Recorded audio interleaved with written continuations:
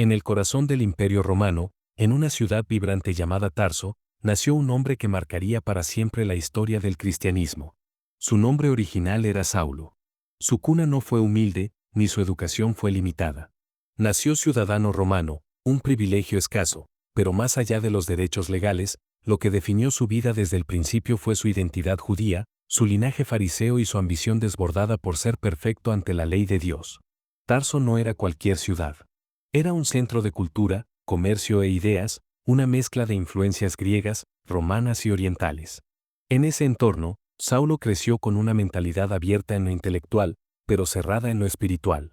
Mientras aprendía griego, literatura y filosofía, su verdadero tesoro lo encontraba en la tradición de sus padres, la ley de Moisés. Desde muy joven, demostró ser brillante, disciplinado y profundamente religioso. Su familia, estrictamente farisea, lo envió a Jerusalén para formarse con uno de los maestros más respetados del judaísmo, Gamaliel. Estudiar a los pies de Gamaliel no era cualquier cosa. Solo los mejores lo lograban. Allí, Saulo no solo memorizó la Torá, la ley y los profetas, sino que se sumergió en las más detalladas interpretaciones, aprendiendo a defender la fe de sus antepasados con una pasión feroz. Él no era un fariseo más. Era un fanático convencido de que cumplir cada letra de la ley era la manera de agradar a Dios. Su obsesión por ser recto lo convirtió en un joven admirado, temido y respetado. Según sus propias palabras, nadie de su generación lo igualaba en celo por las tradiciones. Para muchos, era el modelo a seguir. Para otros, un hombre peligroso. Fue en esa etapa de su vida cuando Saulo escuchó por primera vez sobre un grupo de judíos que seguían a un tal Jesús de Nazaret. Decían que había resucitado, que era el Mesías, el Hijo de Dios. Para Saulo, aquello era una herejía, una amenaza directa contra todo lo que él amaba. ¿Cómo podía ese carpintero galileo, ejecutado como un criminal, ser el Salvador prometido? Esa idea era, para él, una ofensa imperdonable. No bastaba con ignorarlos. Había que eliminarlos. Así nació en él una rabia santa, una furia disfrazada de obediencia. No dudó en actuar. Comenzó a perseguir a los seguidores del camino, como se les conocía entonces. Entraba a las casas, arrastraba a hombres y mujeres, los entregaba a las autoridades. Para él, cada arresto era un acto de servicio a Dios. Cada azote, una victoria espiritual. Estaba convencido de que al reprimir a los cristianos, protegía la pureza de su religión. No le temblaba la mano. No le dolía el alma. Él se sentía justo. Su primer gran aparición en la historia bíblica ocurrió en medio de una escena trágica. Esteban, uno de los primeros diáconos y predicadores del cristianismo, fue acusado de blasfemia. En un juicio injusto y acelerado, se le condenó a muerte por lapidación. Mientras los hombres se preparaban para arrojar piedras, dejaron sus mantos a los pies de un joven llamado Saulo. Él no lanzó ninguna piedra. No necesitaba hacerlo. Su presencia era una aprobación silenciosa. Su corazón estaba satisfecho. Esteban cayó, orando por sus verdugos, mientras Saulo observaba sin remordimiento. Para él, la muerte de Esteban era una victoria. Pero esa victoria lo envalentonó. Saulo no se conformó con castigar a los cristianos de Jerusalén. Pidió cartas de autorización al sumo sacerdote. Su plan era ambicioso: viajar a Damasco, capturar a todo cristiano que encontrara y traerlo encadenado a Jerusalén. Quería erradicar esa fe desde la raíz. El joven estudioso se había convertido en un cazador de creyentes. Armado con autoridad religiosa y odio disfrazado de devoción, partió en dirección a Damasco, sin saber que en ese camino, su vida entera estaba a punto de volcarse como nunca habría imaginado. Porque el mismo Jesús al que perseguía, se interpondría en su camino. El sol del desierto ardía sobre el polvo del camino. Saulo, montado y decidido, avanzaba junto a sus compañeros rumbo a Damasco. Llevaba consigo las cartas de autorización que lo convertían en juez, jurado y verdugo. En su mente, cada kilómetro lo acercaba a una nueva victoria contra los enemigos de la fe. Pero cuando estaba ya cerca de la ciudad, algo imposible sucedió. Una luz, más brillante que el sol, lo envolvió de repente. Cayó al suelo, cegado, estremecido. Y entonces, escuchó una voz. No era una voz humana, ni un susurro del viento. Era una voz que atravesaba el alma. Saulo, Saulo, ¿por qué me persigues? Temblando, sin entender lo que ocurría, respondió: ¿Quién eres, Señor? La respuesta fue como un terremoto para su corazón: Yo soy Jesús, a quien tú persigues. En ese instante, todo lo que Saulo creía saber se desmoronó. El Jesús al que despreciaba no solo estaba vivo, le hablaba, le enfrentaba y lo llamaba por su nombre.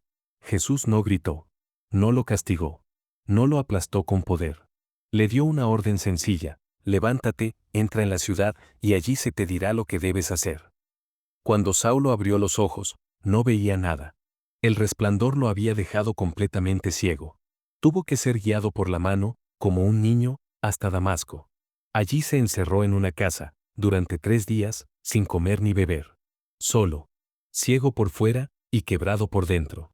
Mientras tanto, en otro rincón de la ciudad, un discípulo llamado Ananías recibía una visión. El Señor le hablaba directamente: ve a la casa de Judas, en la calle llamada Derecha. Allí encontrarás a un hombre llamado Saulo de Tarso. Él está orando. Le he mostrado que tú vendrás y pondrás tus manos sobre él para que recobre la vista. Ananías se estremeció. ¿Saulo? ¿El perseguidor? ¿El enemigo de los cristianos? ¿El mismo que vino a arrestarnos? Pero Dios no se retractó. Le respondió con una frase que cambiaría la historia: ve, porque él es mi instrumento escogido para llevar mi nombre ante los gentiles, los reyes y el pueblo de Israel. Obediente, pero temeroso, Ananías entró en la casa. Allí, en una esquina oscura, estaba el hombre más temido por los cristianos, ahora ciego, débil, confundido. Ananías se acercó, puso sus manos sobre él y con una voz llena de fe le dijo: Saulo, hermano, el Señor Jesús que se te apareció en el camino me ha enviado, para que recobres la vista y seas lleno del Espíritu Santo. En ese momento, como escamas, algo cayó de los ojos de Saulo. Volvió a ver. Pero más que recuperar la vista, recobró el alma. Se levantó, fue bautizado inmediatamente y comenzó a alimentarse. Por fuera, era el mismo. Pero por dentro, era otro hombre. No pasó semanas ni meses para comenzar su nueva vida. Saulo, el perseguidor, empezó a predicar que Jesús era el Hijo de Dios. En las mismas sinagogas donde planeaba arrestar cristianos, ahora proclamaba que Cristo estaba vivo, que era el Mesías prometido. La gente no podía creerlo. Algunos pensaban que era una trampa, otros que había perdido la razón. Pero no era una trampa. No era locura. Era el poder transformador del Evangelio. Era la gracia de Dios encarnada en el corazón más improbable. Saulo se convirtió en una amenaza, pero esta vez, para los enemigos de la cruz. Su conocimiento profundo de las Escrituras, su pasión por la ley, ahora estaban al servicio de la verdad. Predicaba con autoridad, discutía con sabiduría, y muchos se convertían al escucharle. Pero esa transformación no fue bien recibida por todos. Los judíos que antes lo apoyaban ahora lo veían como un traidor. Pronto, comenzaron a planear su muerte. Guardias vigilaban las puertas de la ciudad, esperando atraparlo. Entonces, en una escena que parece sacada de una novela de espías, los discípulos tomaron a Saulo de noche, lo metieron en una canasta y lo bajaron por una abertura en la muralla. Así escapó de Damasco, comenzando una vida de constante riesgo, pero también de profunda misión. Ya no era el joven brillante de Tarso. Ya no era el orgulloso alumno de Gamaliel. Ya no era el fariseo implacable que quería erradicar a los cristianos. Era un siervo de Jesucristo. Y aunque el mundo todavía lo recordaba como Saulo, él empezaba a responder a un nuevo nombre: Pablo. Aunque Pablo había empezado a predicar en Damasco con una pasión arrolladora, su camino apenas comenzaba. La transformación que vivió en aquel encuentro con Jesús no se limitó a un cambio de ideas. Fue una ruptura total con su antiguo yo. Pero incluso él necesitaba tiempo. Tiempo para entender. Tiempo para sanar. Tiempo para volver a aprenderlo todo, esta vez con otros ojos. Por eso, luego de escapar de Damasco, Pablo no fue directamente a Jerusalén, donde estaban los apóstoles.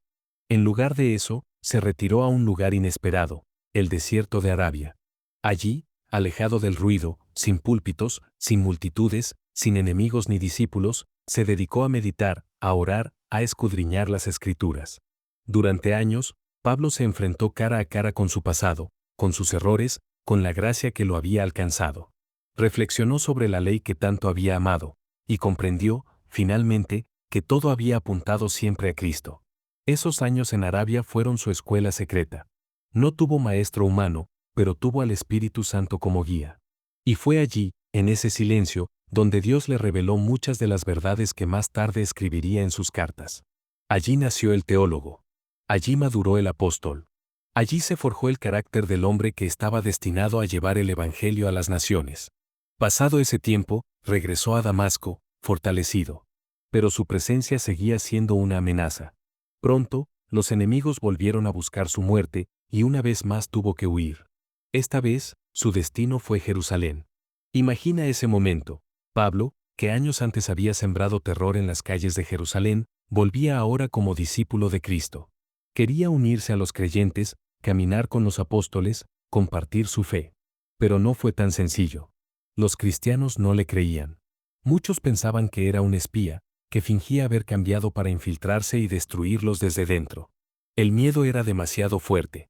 La herida, demasiado reciente. Y entonces, apareció un hombre que marcaría una gran diferencia, Bernabé. Este hombre de fe, generoso y lleno del Espíritu Santo, se atrevió a creerle a Pablo. Lo tomó de la mano, lo presentó ante los apóstoles y les contó cómo Pablo había visto al Señor, cómo había predicado valientemente en Damasco, cómo su vida había cambiado por completo. Gracias a Bernabé, Pablo fue aceptado. Finalmente, caminó junto a los discípulos, compartió sus experiencias y comenzó a predicar también en Jerusalén. Pero no fue bien recibido. Su conocimiento de la ley, su elocuencia, su fervor, todo eso provocaba debates acalorados, confrontaciones intensas. Y no todos estaban listos para escuchar a un experseguidor predicar a Cristo. No pasó mucho tiempo antes de que los líderes judíos intentaran matarlo. Otra vez.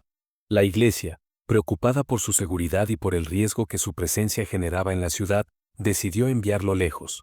Lo acompañaron hasta Cesarea, y desde allí lo enviaron de regreso a su ciudad natal, Tarso. Pablo volvió a su origen, pero no como el joven orgulloso que una vez partió a estudiar a Jerusalén. Regresó como un hombre transformado, lleno de fe, dispuesto a predicar aunque nadie lo escuchara, dispuesto a servir aunque nadie lo viera. Y aunque las Escrituras no nos cuentan mucho sobre ese periodo, sabemos que no fue tiempo perdido. En Tarso, Pablo predicó en silencio. Plantó semillas que tal vez nadie aplaudió en su momento. Pero cada palabra, cada enseñanza, cada conversación en esa etapa escondida, formaba parte del plan de Dios. Porque en el reino, los años de anonimato también son parte del llamado. Pasaron varios años. La iglesia en Jerusalén crecía. Y en una ciudad más al norte, en Antioquía, un nuevo avivamiento comenzaba a surgir.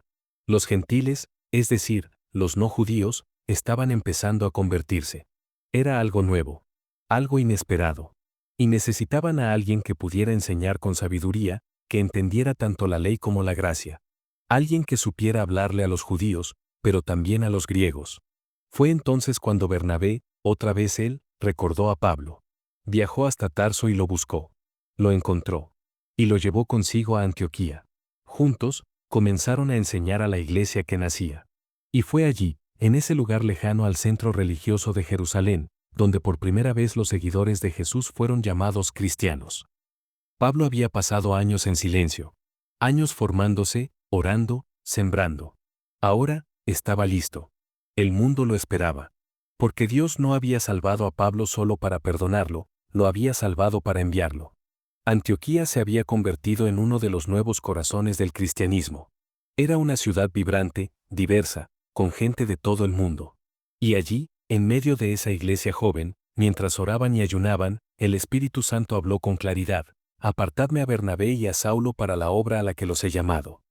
Con esas palabras comenzó una de las aventuras más impactantes en la historia de la fe. Pablo y Bernabé no salieron como exploradores buscando gloria personal. Salieron como mensajeros del cielo, llevando un mensaje que no muchos querían escuchar, pero que todos necesitaban: que Jesús es el Mesías, el Salvador, no solo de los judíos, sino también de los gentiles, de todo el mundo. Su primer destino fue la isla de Chipre. Allí, en la ciudad de Pafos, enfrentaron a un hechicero llamado Elimas, que intentaba impedir que el gobernador creyera en el mensaje. Pablo, lleno del Espíritu Santo, lo confrontó con autoridad. Elimas quedó ciego por un tiempo, y el gobernador, asombrado, creyó. Desde ese momento, ya no se le llama Saulo, sino Pablo. Es como si el Espíritu marcara un nuevo capítulo. El perseguidor había sido transformado. El discípulo oculto se había convertido en apóstol enviado. Y ahora, el mensajero del Evangelio comenzaba a dejar huella. De Chipre navegaron hacia Asia Menor. Llegaron a Antioquía de Pisidia, y allí Pablo predicó un sermón tan poderoso en la sinagoga que la ciudad entera quiso escucharlo el siguiente sábado. Pero como siempre ocurre con la verdad, no todos estaban listos para aceptarla. Los líderes religiosos sintieron celos y comenzaron a contradecirlo públicamente. Pablo no se amedrentó.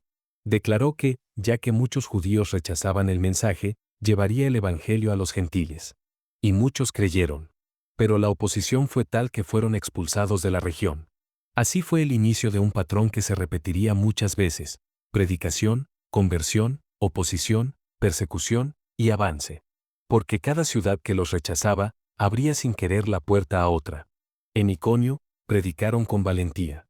Nuevamente, una multitud creyó. Pero los líderes religiosos se levantaron contra ellos. En Licaonia, Pablo sanó a un hombre cojo de nacimiento. La gente, impresionada, pensó que eran dioses. Llamaron a Bernabé Zeus y a Pablo Hermes. Querían ofrecerles sacrificios. Pero ellos se rasgaron la ropa y gritaron: «No lo hagan, somos hombres como ustedes». Pablo no buscaba adoración. Buscaba que vieran al verdadero Dios. Pero tan rápido como la multitud quiso adorarlos, también se volvió en su contra. Judíos llegados desde otras ciudades los convencieron de que Pablo era peligroso. Lo apedrearon brutalmente y lo arrastraron fuera de la ciudad, creyéndolo muerto. Su cuerpo yacía sobre la tierra, cubierto de sangre y polvo. Pero Dios aún no había terminado con él. Cuando los discípulos se acercaron, Pablo se levantó. Herido, golpeado, pero no vencido. Al día siguiente, volvió a predicar. Su determinación era más fuerte que el miedo. Su fe, más sólida que el dolor. Tras ese primer viaje, regresaron a Antioquía, la iglesia que los había enviado, y contaron todo lo que Dios había hecho, como los gentiles también estaban recibiendo la salvación, como el evangelio estaba rompiendo fronteras, costumbres, barreras culturales. Fue una celebración. Pero no todos estaban contentos. Algunos creyentes judíos comenzaron a decir que los gentiles debían convertirse primero al judaísmo para poder ser salvos. Querían imponer la ley de Moisés como condición para la gracia de Cristo. Pablo no lo permitió. Él sabía por experiencia que la ley no podía salvar a nadie. Solo Jesús. Así se convocó el primer gran concilio de la iglesia en Jerusalén. Los apóstoles se reunieron. Se discutió intensamente. Y finalmente, se proclamó una verdad que cambiaría para siempre la historia cristiana: que la salvación es por gracia, no por obras, que nadie tiene que volverse judío para ser seguidor de Jesús, que la cruz es suficiente. Esa decisión le dio impulso a la misión. Pablo estaba listo para más. Pero algo inesperado ocurrió: un conflicto con Bernabé. Discutieron sobre si debían llevar consigo a Juan Marcos, quien los había abandonado en el viaje anterior. La discusión fue tan fuerte que decidieron separarse. Bernabé tomó a Marcos y se fue a Chipre. Pablo eligió a un nuevo compañero, Silas. Y así comenzó su segundo viaje misionero.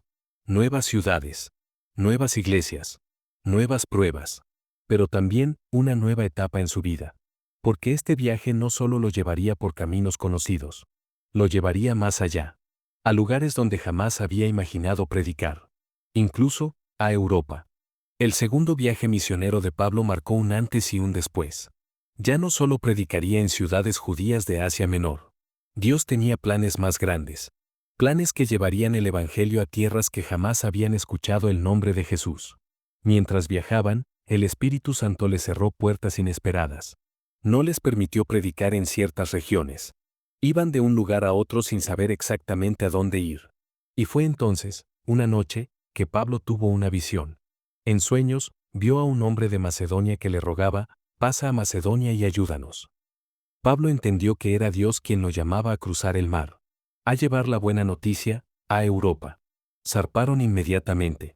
Cruzaron hasta Filipos, una ciudad importante del imperio.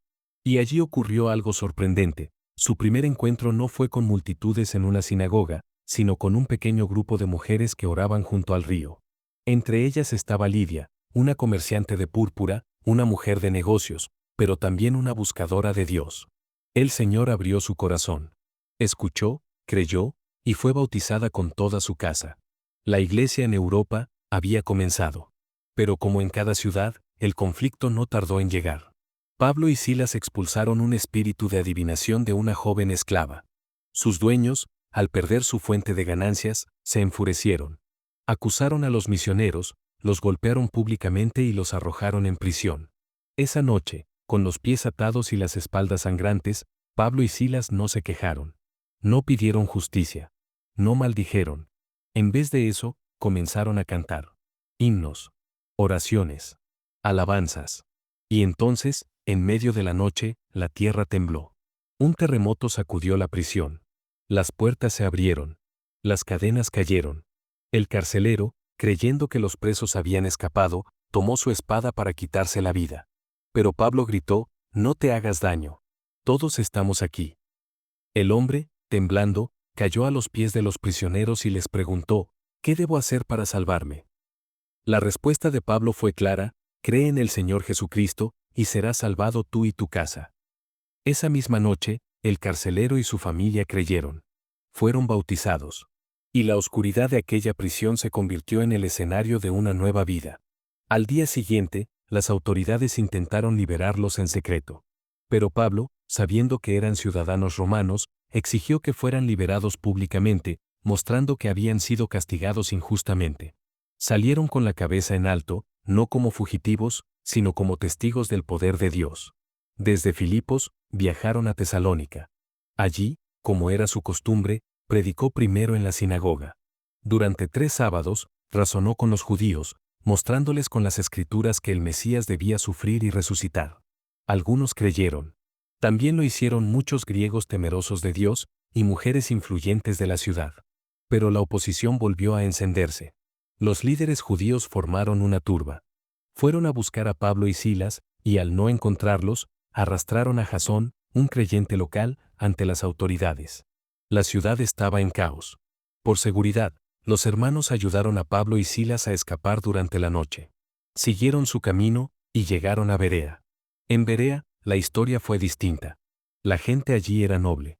No se ofendieron ni reaccionaron con violencia. Escucharon con atención, y cada día examinaban las Escrituras para ver si lo que Pablo decía era cierto. Muchos creyeron. Pero incluso allí, la paz no duró. Los mismos agitadores de Tesalónica viajaron hasta Berea y encendieron otra vez la persecución. Pablo tuvo que partir de nuevo, esta vez hacia un destino completamente nuevo, Atenas. La capital del pensamiento griego. La ciudad de los filósofos, los altares y los ídolos. Pablo había estado en sinagogas, plazas, prisiones, pero ahora enfrentaría algo diferente, el mundo intelectual. Y allí, en medio del Areópago, la colina donde los sabios discutían las ideas del mundo, Pablo anunciaría al Dios desconocido. El Evangelio no se detenía. La oposición era constante, pero el avance también. Cada golpe, cada cárcel, cada rechazo, era una semilla que germinaba en otra ciudad.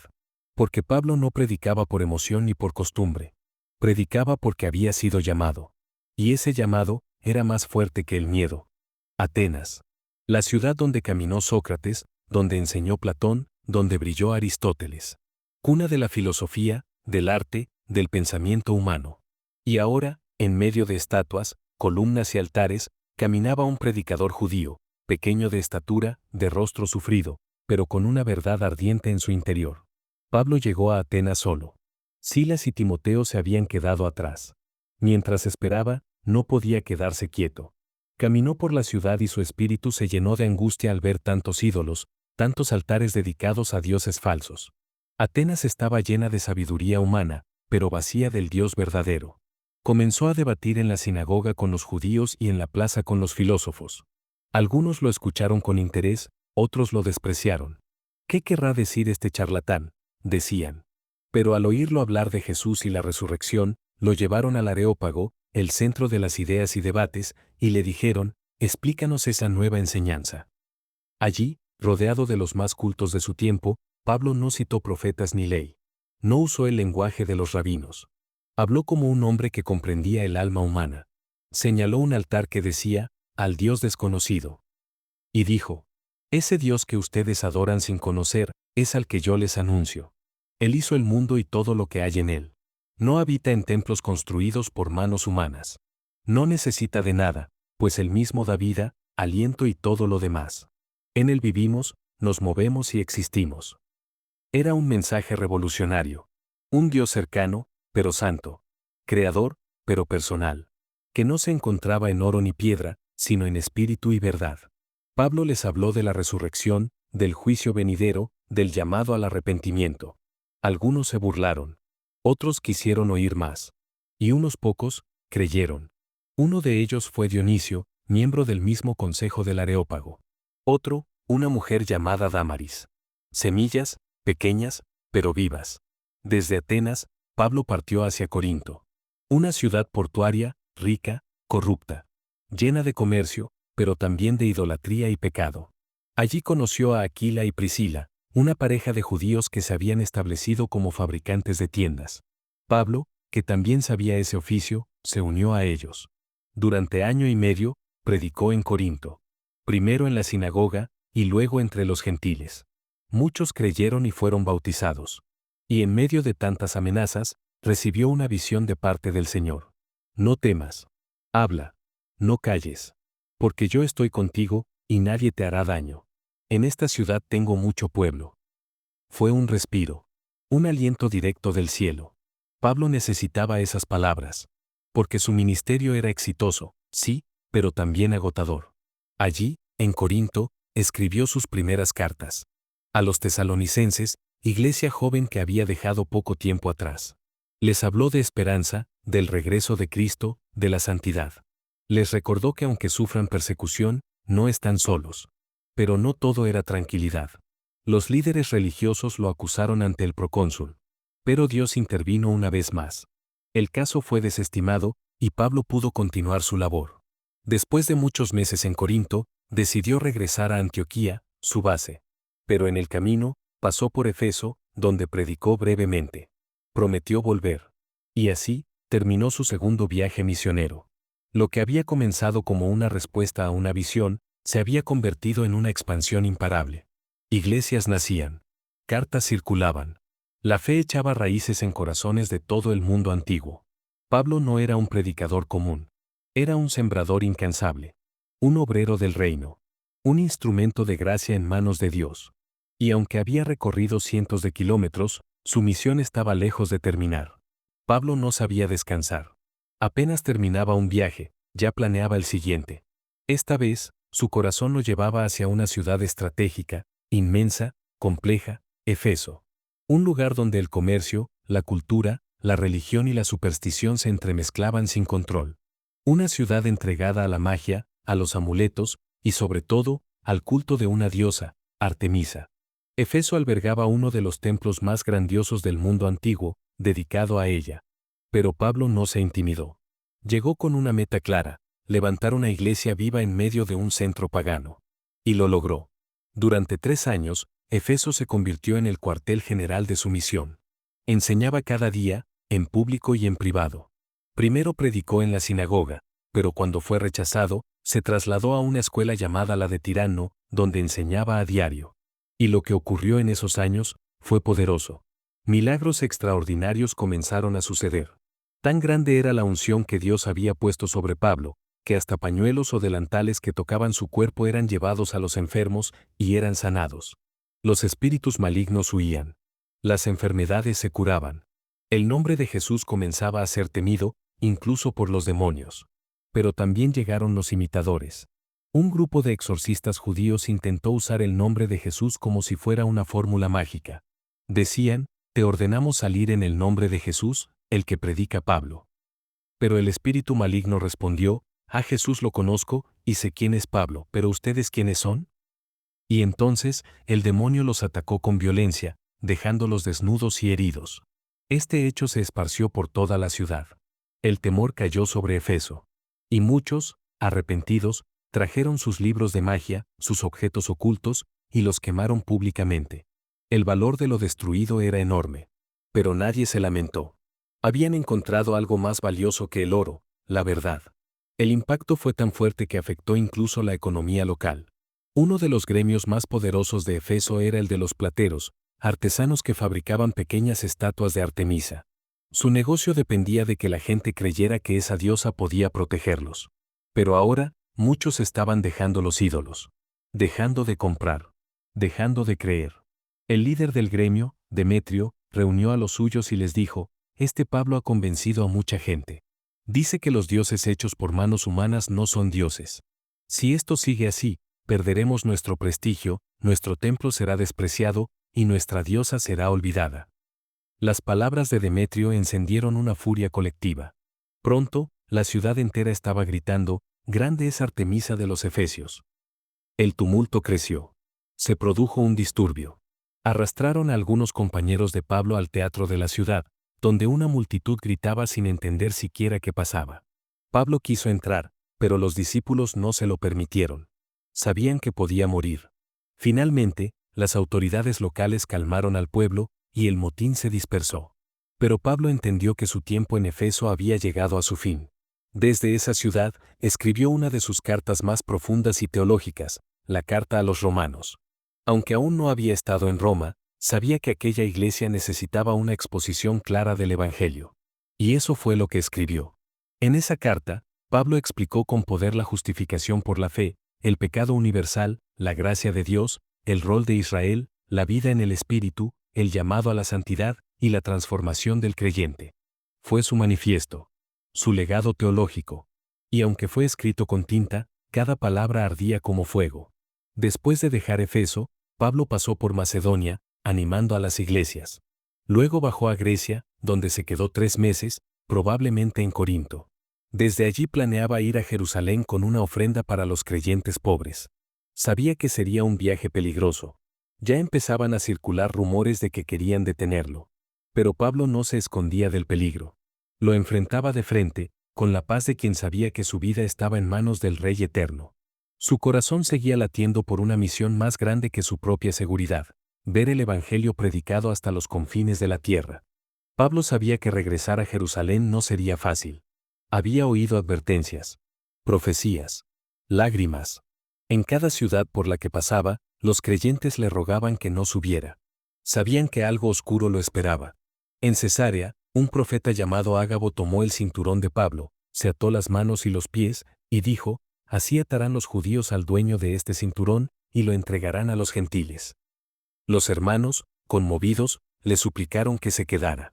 Pero Pablo respondió con firmeza, «¿Por qué lloran y me parten el corazón? Estoy dispuesto no solo a ser atado, sino a morir en Jerusalén por el nombre del Señor Jesús». Y siguió su camino. Cuando llegó, fue recibido con amor por los líderes de la iglesia.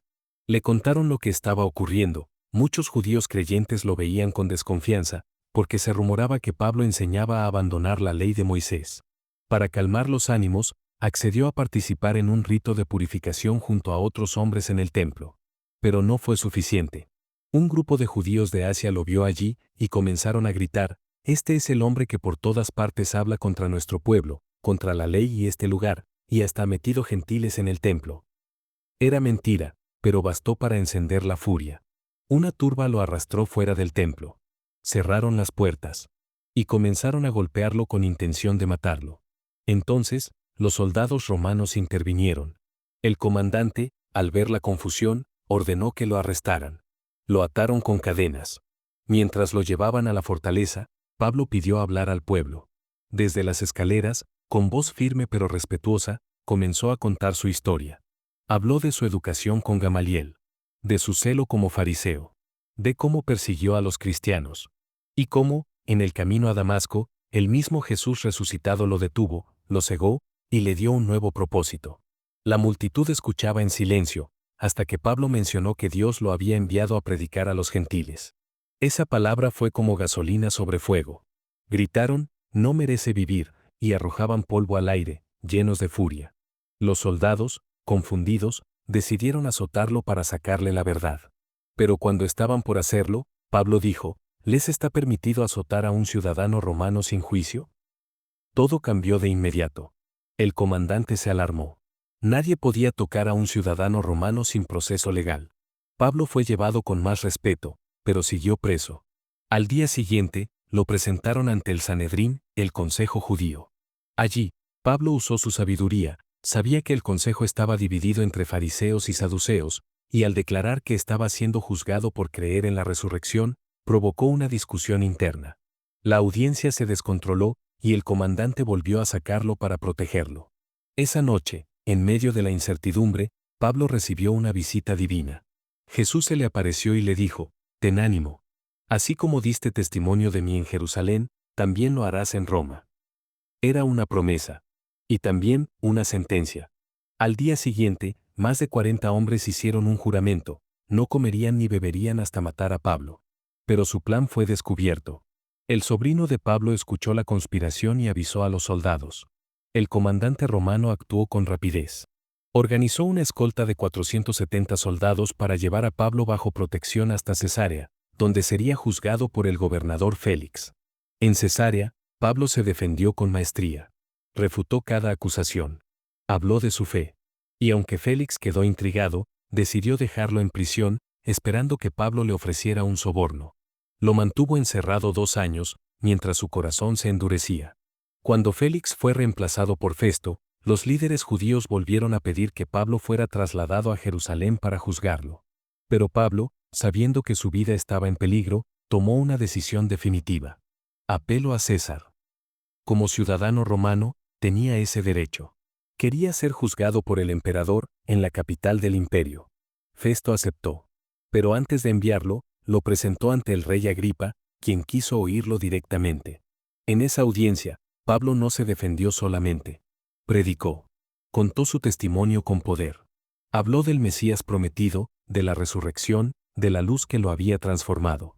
Y al final, miró a Agripa y le dijo, ¿crees en los profetas? Yo sé que sí. Agripa, impactado, respondió, ¿en tan poco tiempo quieres persuadirme de hacerme cristiano? Pablo contestó, sea en poco o en mucho, quisiera que todos los que me oyen hoy fueran como yo, excepto por estas cadenas. Así terminó su defensa.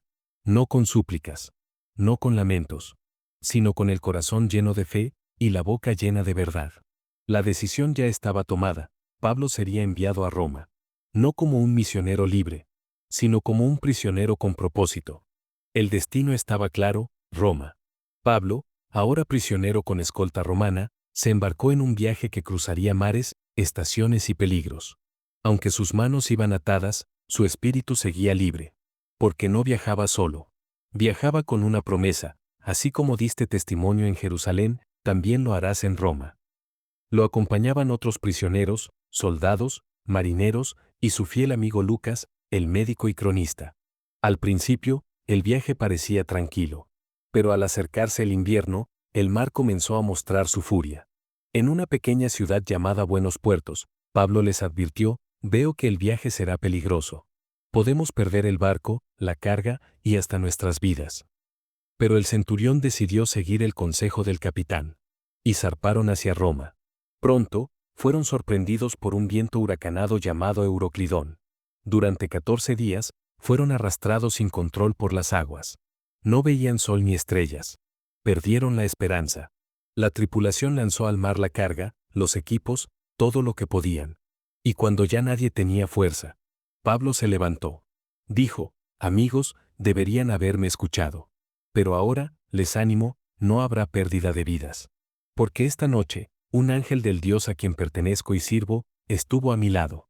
Me dijo, Pablo, no temas. Has de comparecer ante César. Y Dios te ha concedido la vida de todos los que navegan contigo. Así que tengan ánimo, confío en Dios. Sucederá tal como me fue dicho. La fe de un solo hombre sostuvo a toda una tripulación. Poco después, el barco encalló cerca de una isla. Las olas lo rompieron. Los soldados querían matar a los prisioneros para evitar que escaparan, pero el centurión, deseando salvar a Pablo, lo impidió. Todos saltaron al agua, y los 276 pasajeros llegaron a salvo a la orilla. La isla se llamaba Malta. Los habitantes los recibieron con hospitalidad. Encendieron una fogata. Y allí, mientras Pablo echaba ramas al fuego, una víbora salió del calor y se le prendió de la mano. Los nativos pensaron que era un asesino, escapó del mar, pero la justicia divina no lo deja vivir. Esperaban que cayera muerto. Pero Pablo sacudió la serpiente en el fuego. Y no le pasó nada. Los isleños cambiaron de opinión, es un dios, decían. Pero Pablo no se dejó llevar por la fama. Se mantuvo sirviendo. Sanó al padre del gobernador, Publio, que tenía fiebre y disentería. Luego, muchos enfermos de la isla vinieron, y todos fueron curados. Durante 3 meses, Pablo no predicó desde púlpitos, sino desde la compasión. No construyó templos, pero dejó huellas en los corazones. Cuando llegó el momento de partir, los isleños los despidieron con regalos, provisiones y respeto. Malta nunca volvió a ser la misma. Finalmente, con mejores condiciones, Pablo llegó a Roma. No como turista, no como profeta popular, sino como prisionero.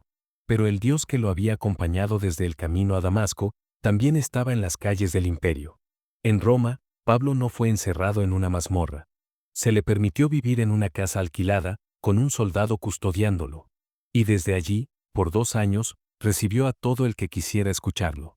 No usó púlpitos, pero su voz resonaba fuerte. No podía moverse libremente, pero su mensaje corría como fuego. Hablaba del reino de Dios. Enseñaba sobre Jesús, el Mesías. Y lo hacía con valentía, sin que nadie se lo impidiera. El Evangelio había llegado al centro del mundo. No a través de ejércitos. No por medio de reyes. Sino por la determinación de un hombre con una misión ardiente, cadenas en las muñecas y fuego en el alma. Durante 2 años, Pablo vivió en Roma, encadenado, pero libre por dentro. Desde aquella casa alquilada, se convirtió en el epicentro de una red espiritual. Recibía visitas. Enseñaba a soldados, esclavos, nobles, viajeros. Cada día era una oportunidad para plantar semillas eternas. Pero no solo hablaba con los que llegaban. También escribía. Fue allí, en medio del encierro, donde nacieron las llamadas cartas de la prisión. A los efesios, les habló de la unidad de la Iglesia, como un solo cuerpo en Cristo. A los filipenses, les escribió con alegría, diciendo, «Estad siempre gozosos en el Señor». A los colosenses, les recordó la supremacía de Cristo, imagen del Dios invisible. A Filemón, le pidió que perdonara y recibiera a su esclavo Onésimo, ya no como siervo, sino como hermano amado. Cada carta era tinta mezclada con fe. Palabras inspiradas por el Espíritu. Consejos pastorales que hoy siguen transformando vidas. Pablo no sabía si viviría o moriría, pero eso no lo detenía. A veces, escribía encadenado. Otras, dictaba a un ayudante. Pero cada línea era una ofrenda. Finalmente, fue liberado. Algunos estudiosos creen que Pablo fue dejado en libertad por un tiempo, y que entonces emprendió una última serie de viajes. Habría visitado lugares como Creta, donde dejó a Tito para organizar la iglesia. También a Efeso, donde dejó a Timoteo como pastor. Tal vez incluso llegó hasta España, como tanto anhelaba. En esos últimos años, escribió más cartas. A Tito, instruyéndolo sobre liderazgo y sana doctrina. A Timoteo, como un padre a su hijo en la fe, guiándolo y animándolo. Pero el mundo estaba cambiando. Roma se oscurecía. El emperador Nerón desató una brutal persecución contra los cristianos. Los acusó del gran incendio de Roma. Los usó como chivos expiatorios. Los torturó, crucificó, arrojó a las fieras. Y entre los muchos arrestados, Pablo fue capturado de nuevo. Ya no hubo casa alquilada. Esta vez, fue una mazmorra oscura y húmeda. Allí, en el final de su carrera, escribió su última carta, 2 Timoteo. Y en ella, sabía que el final se acercaba. Yo ya estoy para ser derramado como una ofrenda. El tiempo de mi partida está cerca. He peleado la buena batalla. He acabado la carrera. He guardado la fe. Ahora me espera la corona de justicia, que el Señor, el justo juez, me dará en aquel día. No hay tristeza en sus palabras. Solo esperanza firme. Pablo sabía que el mundo podía quitarle la vida, pero no su destino. Según la tradición de la Iglesia, fue decapitado cerca de Roma, alrededor del año 67 después de Cristo. Como ciudadano romano, fue ejecutado sin crucifixión. Murió con dignidad, con fe, con paz. No murió como un traidor, sino como un campeón de la fe.